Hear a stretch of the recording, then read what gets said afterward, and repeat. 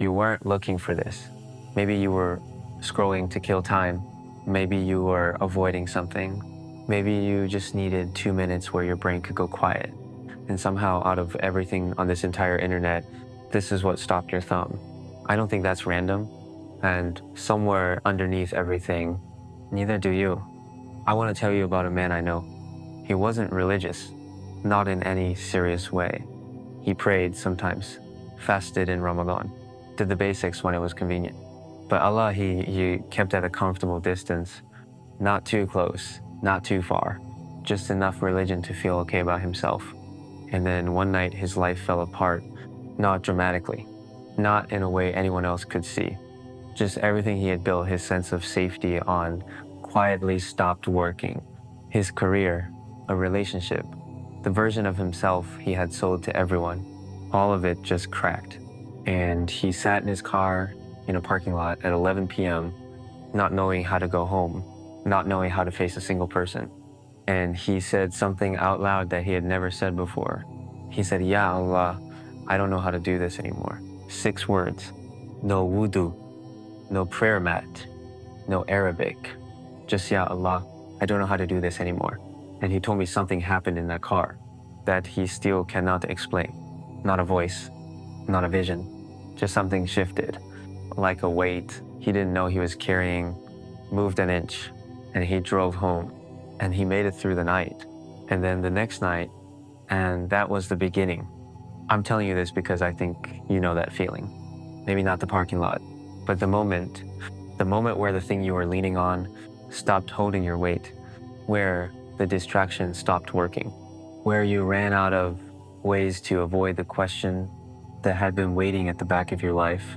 You know that moment because you are either in it right now, or you just came out of one, or you can feel the next one building. And here is what I want you to understand about that moment. Allah engineered it, not to break you, to reach you, because He had been trying other ways first. He sent small signs, a conversation that landed differently than expected, an ayah that caught you off guard, a moment of unexpected quiet where something inside you stirred.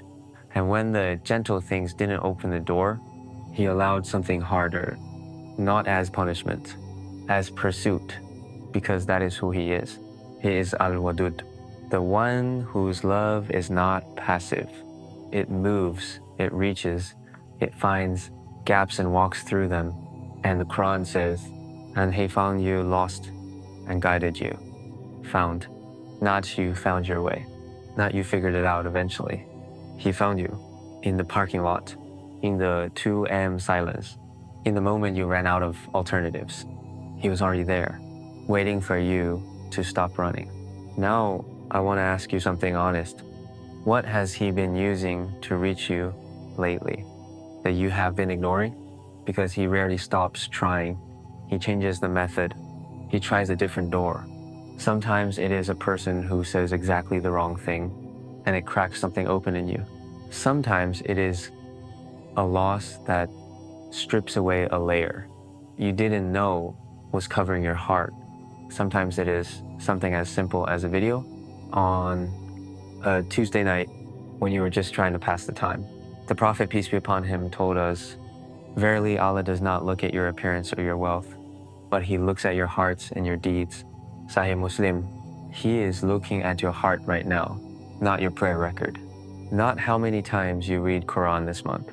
Your heart, the real one, the one underneath the performance, the one that is tired and uncertain and quietly hoping that there is something more solid than what you have been standing on.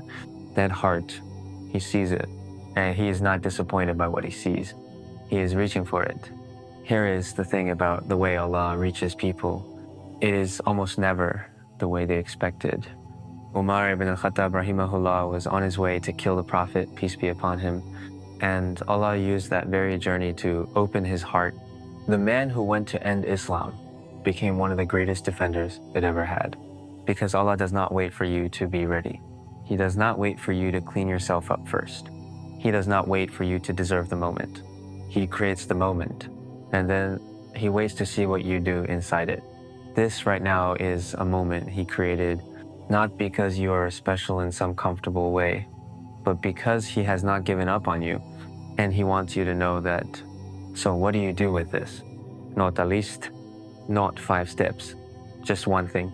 Tonight, wherever you are, have one honest conversation with him, not a performance, not the dua you think you are supposed to say. Just tell him the real thing, the thing you have not said out loud yet, the actual fear, the actual question, the actual exhaustion. He already knows it, but there is something that changes in you when you stop pretending he doesn't, when you stop keeping distance, when you let him close enough to actually reach you. That is the moment the parking lot becomes a turning point. That is the moment the unexpected thing becomes the most important thing that ever happened to you. If something in this video landed, I want to know which part. Write it in the comments. Not for me, for the person who is going to scroll down there in their own parking lot moment and see your words and feel slightly less alone. Your comment is someone else's sign tonight. And if you know someone who is in that moment right now, send this to them. No explanation needed. They will know why you sent it. May Allah reach every heart that is trying to stay out of reach. May He use the most unexpected things, the small ones, the painful ones, the Tuesday night ones, to bring us all the way back home